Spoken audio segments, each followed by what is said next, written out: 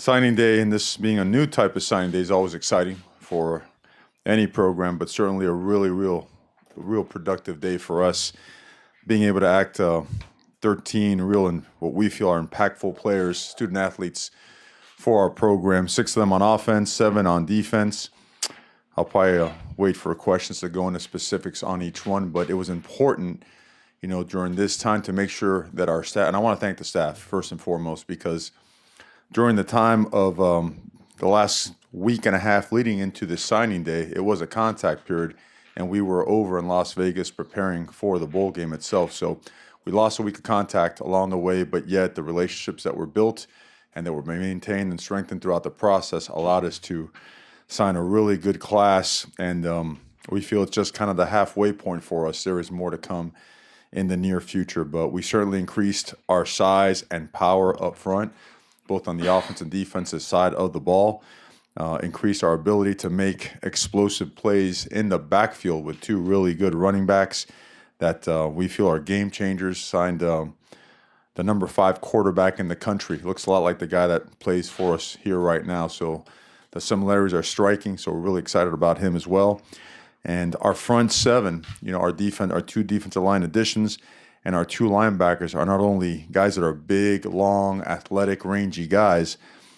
These are guys that we call it big speed guys, the big skill guys. A couple linebackers that are track athletes as well that run sub 1100-meter dashes, and couple that with a couple of guys in the secondary that provide length, athleticism, range, and great tacklers, great playmakers. So really excited, really happy about the results. And again, I want to reiterate the fact that this is it's kind of the halfway point, even though there's a couple days left in this little signing period and things can still happen. We're optimistic that they will. It's a halfway point and lots of work to do, but a pretty good start. Coach, what areas of need do you think you addressed really well today, and what's left for the rest of the class of 2018? Well, I think the offensive line was addressed well. Three signees today. All of them within the 6'5.5", 6'6" to 6'7.5" range, all within 295 to 335 pounds. Very powerful, athletic guys. You look at some of the signees and going through them, guys like, local right here, Dawson Jaramillo, who's going to be playing in the Under Armour game, and I believe the Polynesian Bowl as well. Just the ultimate athlete for an offensive lineman, could play all 5 positions, has been stellar at tackle. Really smart, athletic, aggressive. Stephen Jones in California, one of the top players in the country as well, has played tackle. Really, and the kind of neat thing about these guys, they are large men, but they're mostly just guys that turned 17 just recently. I mean, their growth spurts are still ahead of them. So Stephen Jones, again, a big, powerful guy, athletic, strong, game changer at the line of scrimmage. Chris Rendazzo. I mean, I could go on and on about these guys. They're game changers. They make it different up front, and certainly we want to win in the trenches. But that was addressed. The quarterback position, which is always critical. We found the guy that, in our opinion, is a game changer, franchise type quarterback. The running back position was addressed as well. The departure of Royce and Kanai. At defensive line, being able to sign, the big guy Sione. That's a big bonus for us because the way we play defense, length and power is important at the 5 technique, the 4-eye. And we get that from him, a guy that certainly was he was a defensive player of the year in that league. So that and the addition of the 2 linebackers, 2 linebackers, I'm sorry. I keep forgetting MJ plays so many positions. He was one of the best athletes in the country at any position, but and you look at Adrian being the number 1 player in the state of Colorado, a guy that ran 10,900 meters. It changes your defense. Coach Levitt, I know, was extremely excited about that. He did a wonderful job recruiting that young man. And Javon and Steven, guys that have been with us since the beginning. I mean, these guys, they're like Oregon employees. The way they worked the recruiting trail since the moment they were committed. Tremendous personalities. I think you'll enjoy these guys a bunch. They'll be front and center. They'll be looking for you guys instead of you having to request interviews with them. And you forget, because they've been with us so long, you forget how good they are as football players and just as good as people. And yesterday, or today I should say, the addition of Hockey Woods, who's a junior college All-American. Hard to find a 6'3" corner anywhere in college football.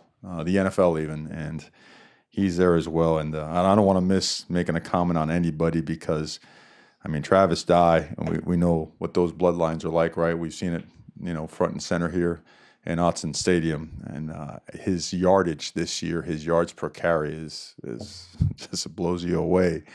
And not to mention Jamal Elliott, who was a lifelong Duck fan, be able to go in the Carolinas and get him out this way, certainly a great accomplishment. But the credit goes to the coaches. I mean, those guys really established great relationships and maintained them, through some change and some adversity. And that's what recruiting is all about, Speaking with the offensive line, traditionally we've seen guys sign here that are 250, 260. These guys are well above that. Is that something that you prioritized or made an effort to get guys way bigger than traditionally they've signed here? Well, if they're a good player, they're a good player. I don't put a weight limit on a guy.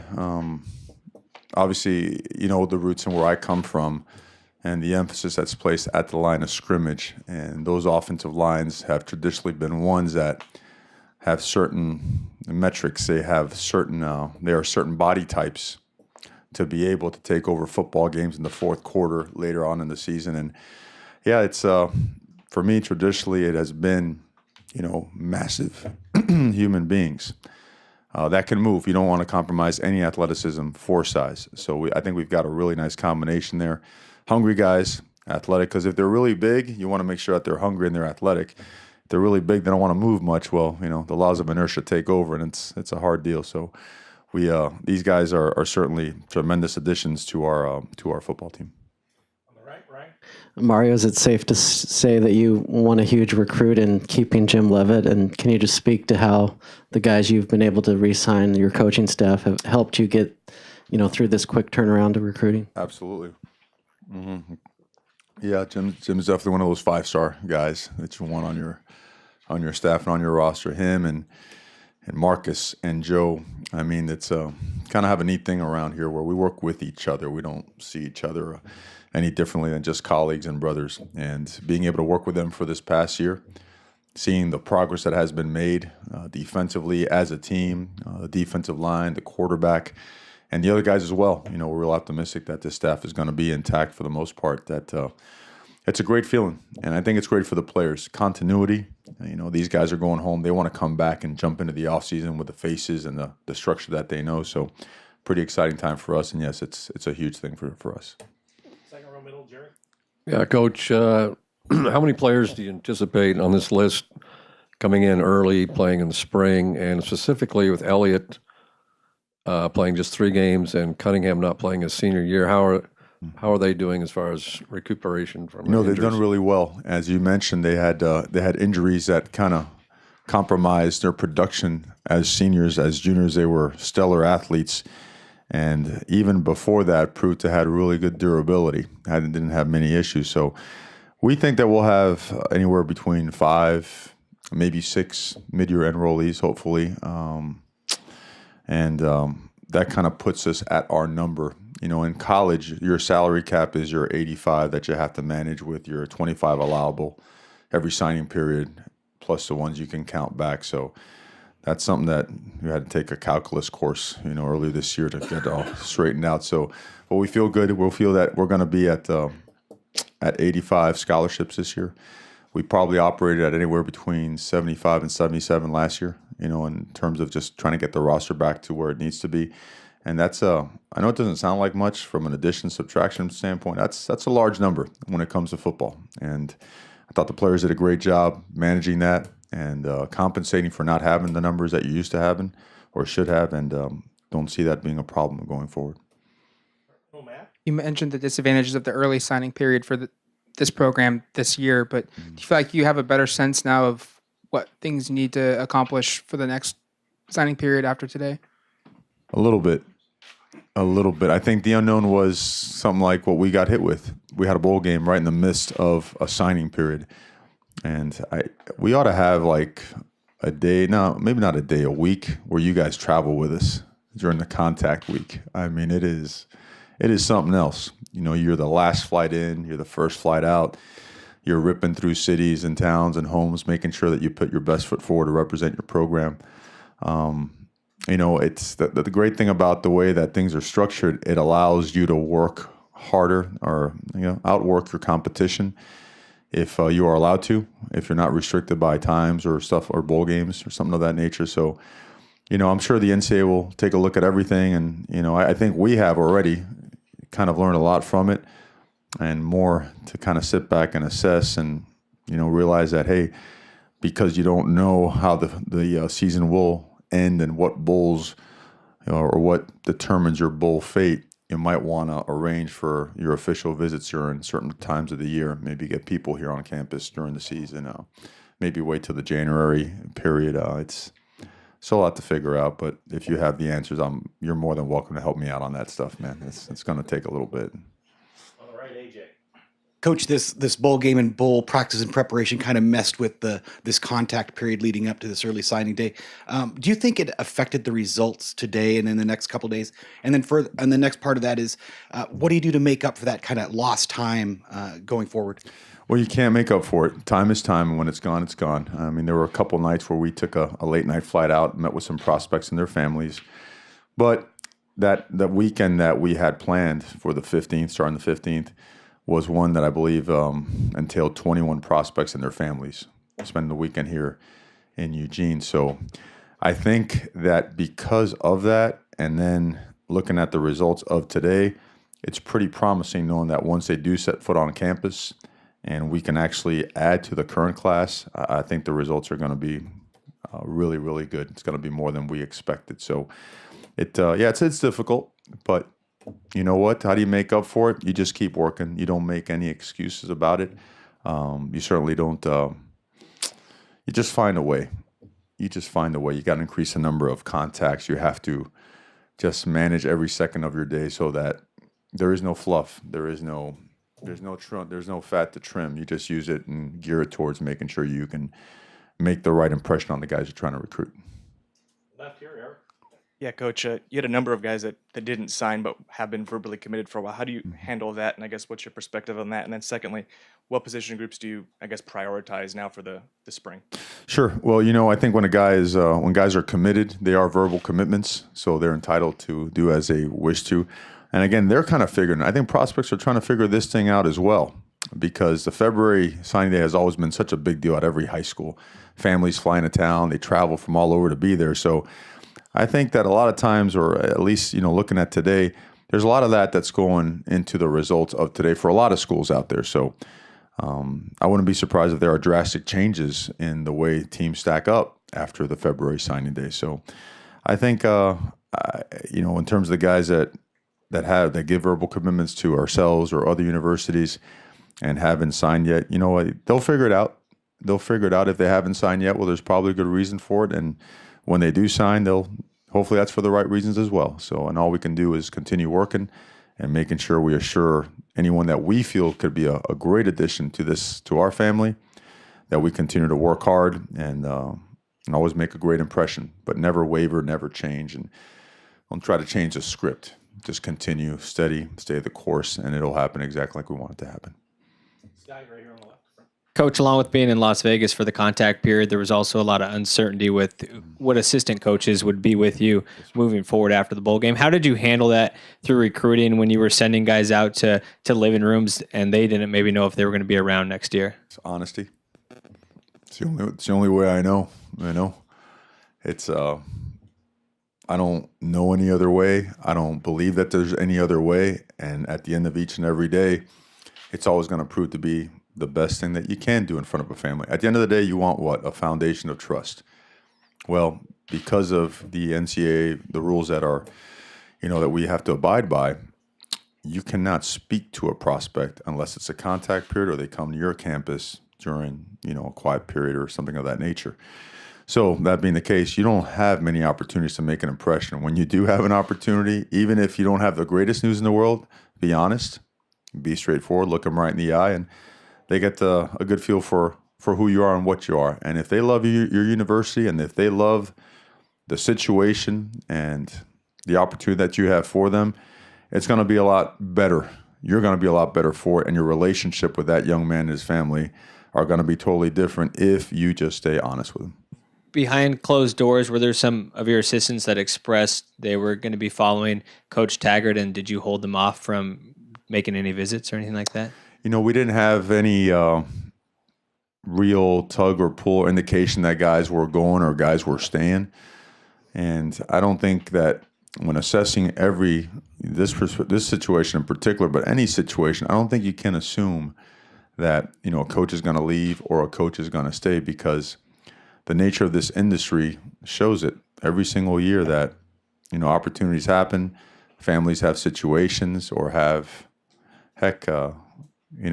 who is to know that I have family in California? I mean, I'm from as far southeast as you can imagine, but there's family out there. Well, other guys have similar situations. And so what you do is you just make sure that you have an understanding with your staff. And just like we were talking about honesty a second ago, you make sure that you guys let each other know, hey, if there is a situation that comes up, even if you may not want to take it, even if you're not really interested in it, let us know. Be upfront and honest so that we can plan for it. We could talk about it, work it out if it fits, and if it doesn't, wish them the best. So I've loved this staff since the beginning because of the relationships that we have had. And therefore, even in a situation that was a little bit sticky and dicey, everything was handled with professionalism. It was great. I think it was less than 2 weeks ago you were named head coach. How would you describe what's the Cliff's Notes version of what that's been like in terms of finalizing the staff, preparing for a game, trying to prepare for today, all of it? Yeah, when I take a nap or one of these days, I'll think about it when I wake up. It's been fast, and it's been a lot of stuff that it's nothing but an honor to be able to deal with, work at, help, coach, mentor, solve, create. I mean, you want to name every possible obligation that a coach has. We've been at it nonstop, whether it be recruiting, whether it be coaching, whether it be mentoring, getting with our players, flying around the country. The ones that are obviously cheat a little bit are our family members, but they get it. It's that time of year. We'll catch up with them in Christmas. Hopefully, hopefully Santa does a good job. But it's been incredible. It's been incredible. I think the best part about it is the strength and the enthusiasm of the Oregon football family and the fans and the support, the administration.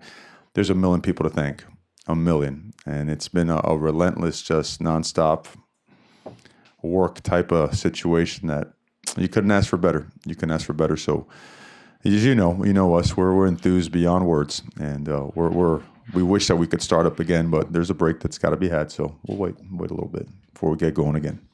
Second row, Jerry on the right. Yeah. Could you, Coach, touch on every player? I know you have touched on every player, but could you go a little bit down the list maybe and elaborate a little bit on that? On players? Absolutely. I actually was going through a bunch of stuff, and I actually was going to include some personal comments on some guys, because these guys they're characters now. I mean, they certainly have tremendous personalities, and it's probably why everybody bonded so well. I'll start with MJ Cunningham, who for him, he's actually the 26th ranked athlete in the country, okay, and 8th overall as a prospect in the state of Oregon. He was a first team All Portland league guy selection, offers from UCLA, Utah, several others. He projects as a linebacker, and he could play inside, he could play outside. I mean, he's a real versatile guy. I'm sure you've seen him with the ball in his hands. It's always good to see your linebackers and how they run. I was always a big fan of that ever since we were at Miami, and we saw Ray Lewis run the football. We're like, wow, that guy has really loose hips. He gets in and out of breaks really well, but when someone tries to tackle him, he splatters them. Well, let's make that guy a linebacker. Well, MJ has the qualities to be a really, really good linebacker. Moving on to Travis Dye. Travis, 5'11", 180 pounds. We all know his brother. Troy's done an unbelievable job ever since his arrival here at the University of Oregon. This guy's statistics are staggering. I mean, he was named the Big League Offensive Player of the Year as a senior, ran for 2,383 yards. With that being said, on 255 carries and 34 touchdowns. I think we could all be happy using some of those statistics right there. 216 yards a game, and had a good amount of offers. His heart was always here at Oregon, so for us, a tremendous addition and a guy that we're counting on to help us right away, both running backs for that matter. As you mentioned before, Jamal had been hurt, his senior season, so he didn't play as much as he would have liked. But he is currently, even with his injury, the 13th ranked running back in the entire country. Both Travis and Jamal are one hit, just go and make a defense pay the price. Real explosive players. If they get free, if they reach the second or third level, it's going to be hard to catch them. Both these guys run track. Explosive guys. They do a great job catching the ball out of the backfield as well, so the screen game will be enhanced as well. He was offered by just about everybody in the country as well. He was a lifelong Oregon fan, so when he came up here and visited, he committed and he never wavered. So we appreciate Travis, we appreciate him, we appreciate MJ as well. Those guys really were upstanding commitments the entire time. Moving on to Andrew, and I always mess up his name, but I got it this time.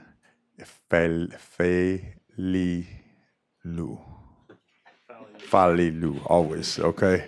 I know, I'm sorry, Andrew, okay? I'm sure Austin will let me have it. I tried to phonetically spell it on my sheet too. But here's a guy that really popped on tape his senior year. I mean, really, we knew he was a good player, and obviously we knew of his brother and the way Austin has developed this year and the size and growth potential of Andrew. Andrew's already 6'3", 255 pounds. We feel he's going to be a 285, 95-pound defensive end, interior defensive lineman. And, they won the state game this year at Mater Dei. They've certainly done a really good job over there. In that state title game, he makes 3 tackles for losses and 2 sacks against their opponent that day. He's going to play in the Polynesian Bowl. His motor and his explosiveness is what really attracted us to him. A guy that we felt could change things at the line of scrimmage like his brother. Really, really glad to have him as well. Can never have enough good defensive linemen. And Javon Holland out of Bishop O'Dowd, 6'1", 182 pounds. He's going to be one of your favorites. Tremendous personality. I got to always mention that with him. He's something special. But he is a 14th ranked safety in the country. And overall, he's a 153rd ranked prospect in the country. Special athlete, rangy, explosive, really good ball skills. Has also jumped on the other side of the ball. He played wide receiver for Bishop O'Dowd this year. I believe he had 1,000+ yards receiving. So it gives you an idea of what a dynamic athlete this guy is, playing both sides of the ball. Maintains an elite level of conditioning so he could play both sides of the ball, and also accounted for 119 tackles, 18 pass deflections throughout his high school career. So Javon going to be counted on for a lot of playing time early, certainly going to make an impact in the secondary. Adrian Jackson, number 1 player in the state of Colorado. Number 1 player. 10.9 100-meter. Impressive. Okay, this is not a receiver now, it's a linebacker. 10.9 100-meter guy. 4-star guy, first-team All-State selection, going to play in the Under Armour game. If you name the accolade, he probably has it. The part that we love about him is this guy will strike you now. I mean, if you're a ball carrier, you're a blocker, this guy's going to run right through you. All these guys, unbelievable families. Got a chance to spend a lot of time around them. He's just he's what you want hunting down ball carriers, and he had just about every offer in the country: Florida, Nebraska, Notre Dame, Ohio State. It goes on and on and on. And his track team, he was on the 4x100 meter relay team 3 times. They won. He was part of that first place finish. So he's a pretty well ranked high school track athlete as well. We look forward to kind of turning him loose on defense, letting him make some plays. Talked about Dawson earlier. Offensive lineman, 6'6", 295 pounds, Lake Oswego High School, 15th overall tackle in the country. Athletic, can bend, tremendous motor, heart, toughness, athletic ability, can change direction, can bend. Another 4-star recruit, going to play in the Under Armour game. He's been picked to play in the Polynesian Bowl as well. First team All-State selection, been offered by just about everybody on the West Coast and several on the East Coast as well. Here's a guy that saw a duck game early on in life, and I wish he would have told me he wanted to come here his whole life. Instead, I had to recruit him really, really hard. The whole staff recruited him really, really hard, and we're thrilled to have Dawson. Stephen Jones joining him at offensive line. Stephen, 6'6", and that's probably selling him a little bit short. He's probably 6'6.5", 340 pounds. That scale was probably broken. He's 8th in the country as an offensive tackle. He's one of the top players in the country along with Dawson. First team All-Southwest League, has been offered by, everybody, Washington, Utah, everybody out here on the West Coast, UCLA. Phenomenal athlete, a guy his size. You don't expect guys that big to move that well. Him and Dawson, the rest of these offensive linemen, they give us an additional amount of power at the line of scrimmage and at the point of attack without compromising the ability to move, cut off defenders on the backside of the outside zone schemes. Guy could pin and pull and do it all. Excited about all these guys. Obviously, I'm going to gush a little bit more about the offensive linemen, but it's probably the last time they get any credit, but might as well give them some while we can. And that moves us to Chris Randazzo, another guy. These ranges, 6'6.5", 6'7", from Chino, California. I forgot to mention, of course, Stephen Jones from Chaparral High School. All these high school coaches do a great job with these guys. Chris is a 48th ranked tackle in the country. Don Lugo High School, all league as a senior, first team. Took his team all the way to the state final. Came to our camps, was really not a big name out in the recruiting ranking worlds. And he walks through the door, barely fit through it. And we put him out there on the field and he started performing. And very uncommon, just size, speed, power, athleticism. And he performed extremely well. A guy that, just like Steven and Dawson, we feel are going to really help our offensive line continue to grow and take that next step in becoming more physical, I should say. Okay. Tyler Shuck, 5th ranked quarterback in the country. I had mentioned before, he looks a lot like our current guy. I think you guys know him pretty well. The top overall recruit in the state of Arizona. So again, credit to Marcus Arroyo, the rest of our staff.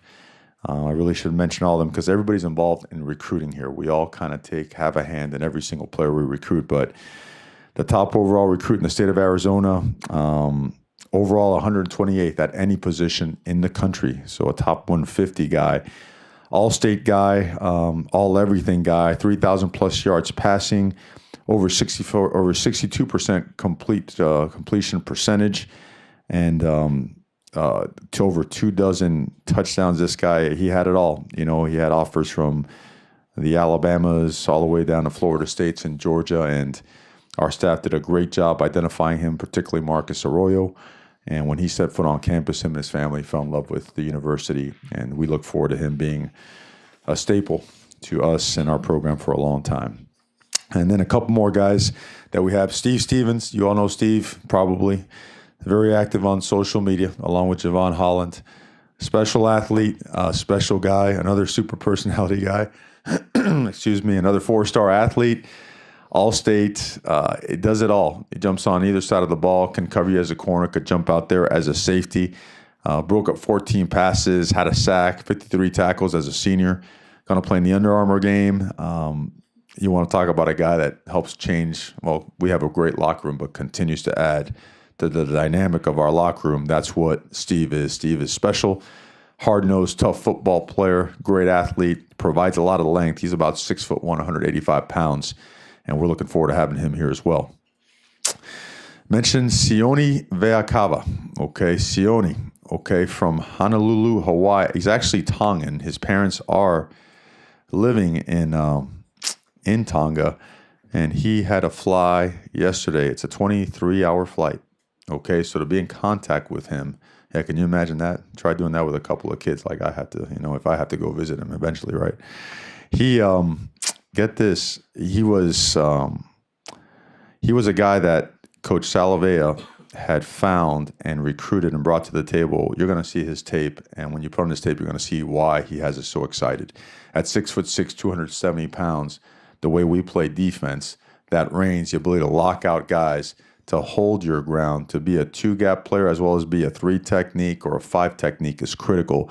And Sione could do all of that and does that at a really, really high level.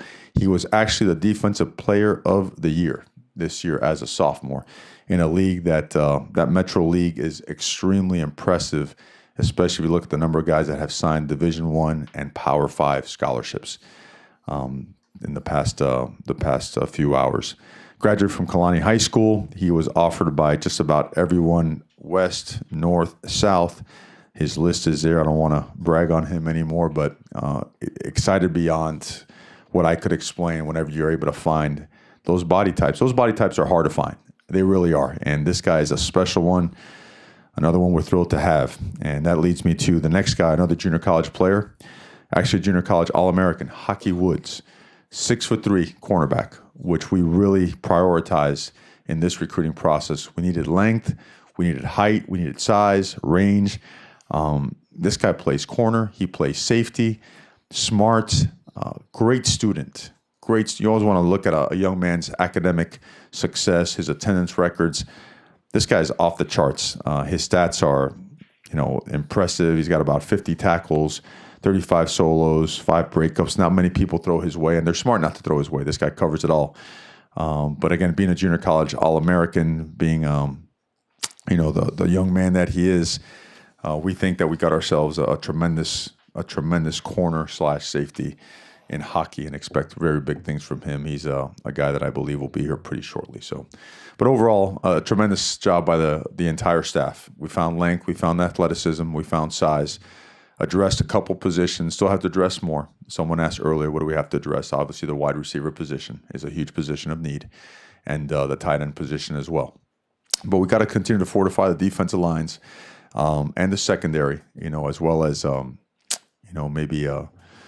maybe another lineman or two. Can never have enough of those guys. Never. So I'm a little biased, right? But it's been a great day. I certainly appreciate you guys being here. We're going to do this again, right?